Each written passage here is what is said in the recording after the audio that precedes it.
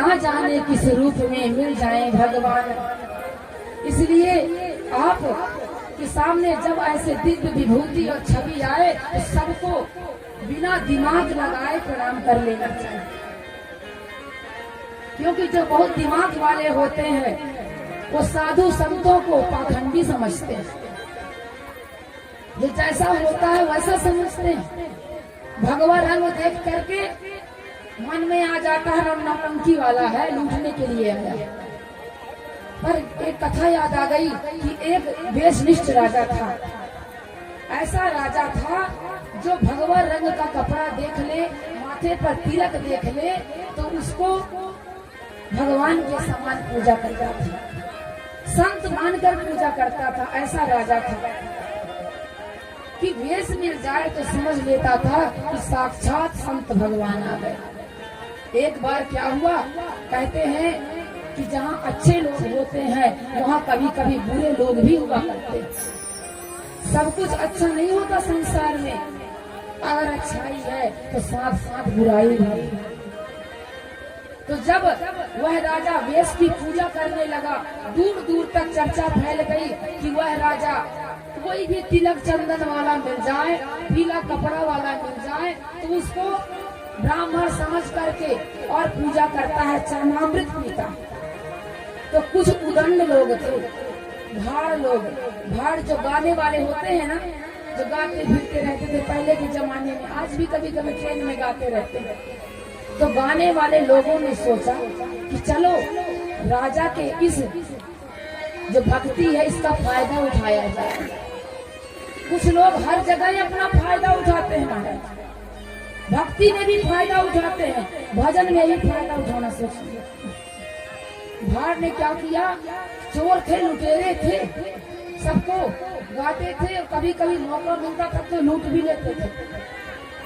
पर क्या किया कि आज भगवा रंग का कपड़ा पहने और चंदन लगा लिए। कहते हैं कि जब कोई पैसा कमाने का साधन नहीं मिलता है तो फिर जोगी बन जाते हैं लोग, मूड मुड़ाए भय सन्यासी।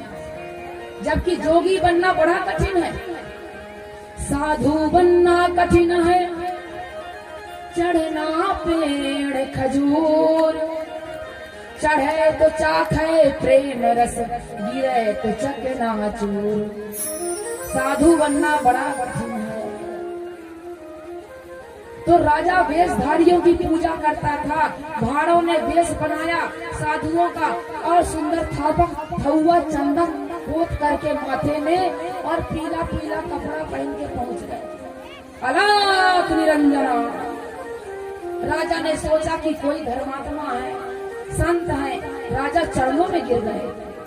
बेचारे क्या जाने, वो तो वेश की पूजा करते थे।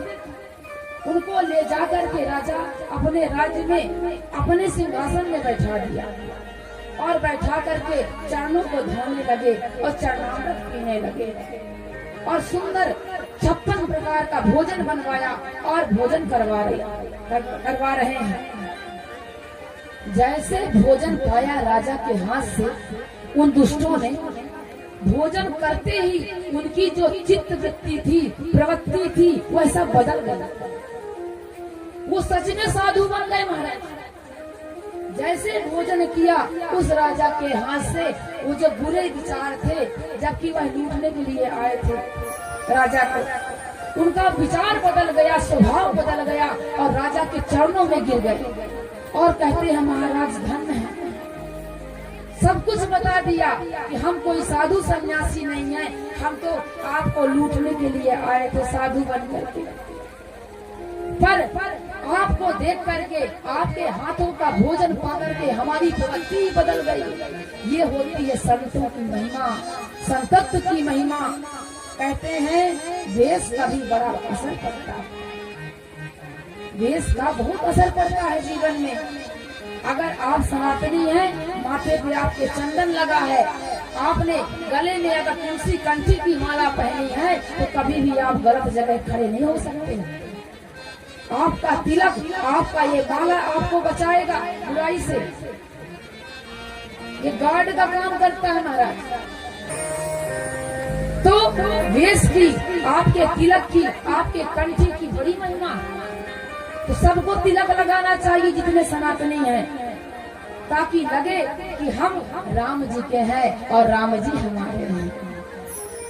पत्नी जब मांग भरती है तब पता चलता है कि ये पति इसका विवाह हो गया है। और जो मांग भरे रहती है उस पर कोई पर पुरुष कुदृष्टि नहीं डालता, क्योंकि ये शादीशुदा है, ये किसी और की है। तो पत्नी मांग भर के चलती है कि बता रही है कि मैं शादीशुदा हूँ। उसी तरह जो भक्त होता है माथे पे चंदन लगाता है और बताता है कि मैं राम जी का हूँ, मैं कृष्ण जी का हूँ, मैं हनुमान जी का हूँ, मैं बढ़ौना बाबा सरकार का हूँ। तो आज से चाहे छोटा सा तिलक लगाना, पर जो सनातनी हो तो माथे पे तिलक अवश्य लगाना। ठीक है? भले पड़ोसी आपकी पड़ोसन कहने लगी कि बड़ी भक्तन बन रही है, बोल देना देवी जी ने कहा है इसलिए हम लगा रहे हैं, हमारा नाम लगा देना, हम निपट गए। तो आज से हम राम जी के राम जी, बोलो बस इतनी ही आवाज है। हम राम जी के राम जी हमारे हैं, बोलो हम राम जी के राम जी हमारे हैं। तो हम आज से राम जी के हो जाते हैं, और राम जी जब हमारे हो जाएंगे फिर दुनिया वाले हमारा कुछ नहीं बिगाड़ पाएंगे, क्योंकि जिस पर कृपा राम करते हैं वो पत्थर भी कर जाया करते हैं पानी के ऊपर। ये राम जी की महिमा है।